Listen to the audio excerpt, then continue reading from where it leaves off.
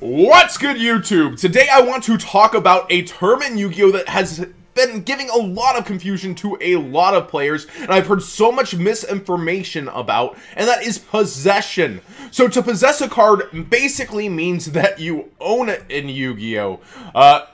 Let me clear this up for you guys. Possess is a term, and this is from the Wikia, used to describe who has a card at a given time.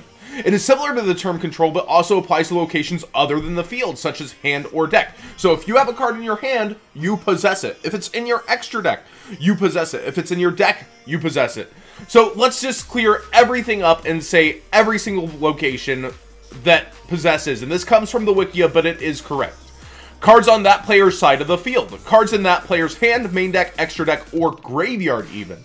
That card player's banished cards. Cards in the middle of being summoned to that player's side of the field, and cards attached as Xyz material to an Xyz monster that player controls. So yes, even that is possession. So if Minerva is summoned and you Solemn Warning, this is the most common thing that happens that people don't know about with Minerva. Minerva gets summoned, Solemn Warning is activated. Even though it's not yet on the field, if it's destroyed, it will get its secondary effect of getting to mill 3 and destroy for each Lightsworn milled. A lot of people like Solemn Strike or Warning not knowing this against Minerva, and they get hit. So what's very, very important is the True King of all Calamities is going to stop cards from being able to activate effects in your opponent's possession when you call a certain attribute. So when you call an attribute such as Light, all monsters with light effects cannot activate even in their hands, such as Honest.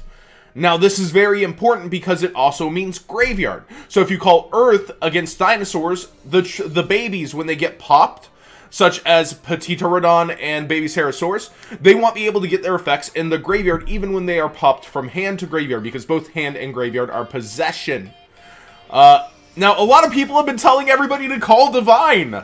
Like, oh, it doesn't matter what you call, just call Divine, everything on the field's fine. No, don't. You want to call a relevant type. If you call Water, the Mermails can't activate from the hand. If you call Fire, they can't pitch Miscellaneousaurus or reveal the Fire True King, which could get its banished effect potentially because it's all in one chain from the hand. You really want to think about what you're calling it. It matters a lot what you're calling because you're stopping hand and graveyard. So if you're calling Divine, you're probably making a huge mistake when you call with True King of all Calamities. Take a long time to consider what you're calling with every single time because it matters a lot. You're stopping hand effects from being able to activate. So if you call Earth, they can't activate Lithosasm, Babies, basically a lot of their cards that would activate in the hand or graveyard. You want to take a long time considering with True King of all Calamities. So I hope that cleared up. Basically, possession means if you own that card in the duel, rather than, you know, what people are trying to say is field. Like, a lot of people are basically assuming it meant control. No, it means hand, graveyard, banish, field. Basically everything you could think of because you actually possess that card. Thanks for watching, guys, and I hope this cleared up a lot.